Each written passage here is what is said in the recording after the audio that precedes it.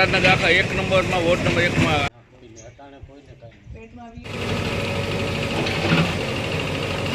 મેં તમને રાતે ફોટો દેખાડ્યો અંદર નહીં એમને રાખજો સર.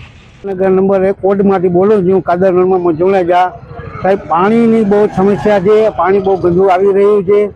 ધરાડનગર નંબર 1માં જે આ પુલિયાનું કામ થઈ રહ્યું છે, ત્યાંથી પાણીની લાઈન લીક જ છે ને પાણી ગંદુ આવી રહ્યું છે. તો તમે આની કંઈ નિકાલ કરો. આ ગંદકી રોગચાળો ફેલાઈ રહ્યો છે, ઝાડા ઉલટી થઈ રહ્યા છે.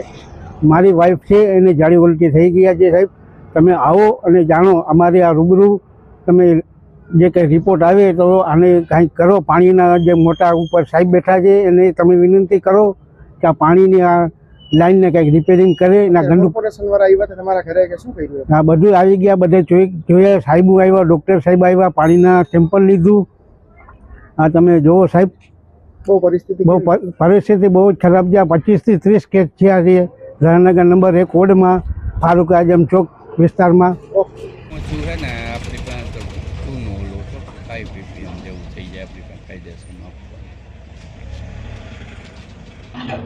વોર્ડ નંબર 1 કોર્પોરેટર કાસમજીવા જોખિયા આજે મીડિયાના માધ્યમથી બોલું છું કે આજે આ જે બનાવ બનેલો કોલેરાનો, આ બનાવના હિસાબે અત્યારે તંત્ર તોડી અને બધું આવી અને કાર્ય બધું કરી રહ્યું છે.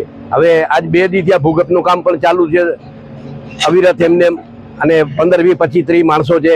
આ કામ આગળથી જો કંઈ કરતા રહે અને આગળથી આ લીકેજોના કામ અને ભૂગર્ભ સફાઈના કામ જો બહુ અતિથી થયા તો આ બનાવ બનત નહીં, આવું અમારું માનવાનું છે. પાણી તો ઘણા દિવસથી આ ખરાબ આવે છે.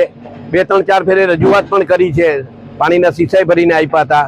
પણ અહીંયા આપણે બ્રિજનું કામ ચાલુ હતું એટલે બ્રિજના કામ આગળ અહીંયા ઈટાચી મશીન હાલે એટલે ચેનથી વારંવાર તોડી નાખતું હતું.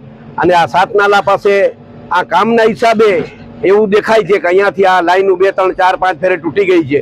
અમે તો આમ તો 25 ફેરે ફિટ કરી છે 2 મહિનામાં. જ્યારે તોડી નાખે ત્યારે વળી કહીએ એટલે ફિટ કરી જાય.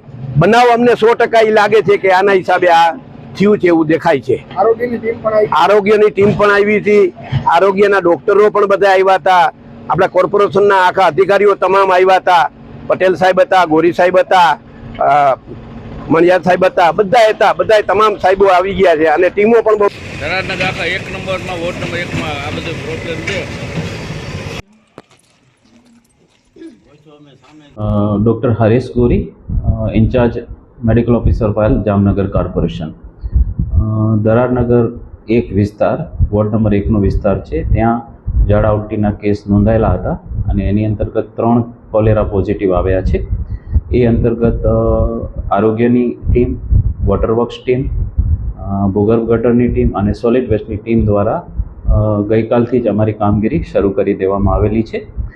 આ અંતર્ગત આરોગ્યની 20 ટીમો બનાવેલી છે અને એ લોકો ઘરે ઘરે જઈ અને 2700 જેટલા ઘરોનું સર્વે કરી લીધું છે. અને એની અંદર ક્લોરીન ટેબ્લેટ અને ખાસ કરીને કોઈને સામાન્ય તકલીફ હોય તો એના માટે અમે સ્થળ ઉપર જ ઓપીડીની વ્યવસ્થા પણ કરવામાં આવેલી છે.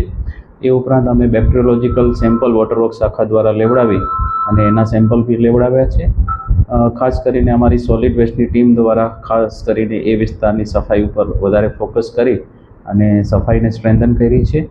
અને આ રીતના ખાસ કરીને ESR ઉપરથી ક્લોરિનેટેડ વોટર સપ્લાય થાય અને લાઇન લીકેજીસને આઈડેન્ટિફાઈ કરી અને એ લાઇન લીકેજીસને રિપેર કરવામાં આવેલ છે.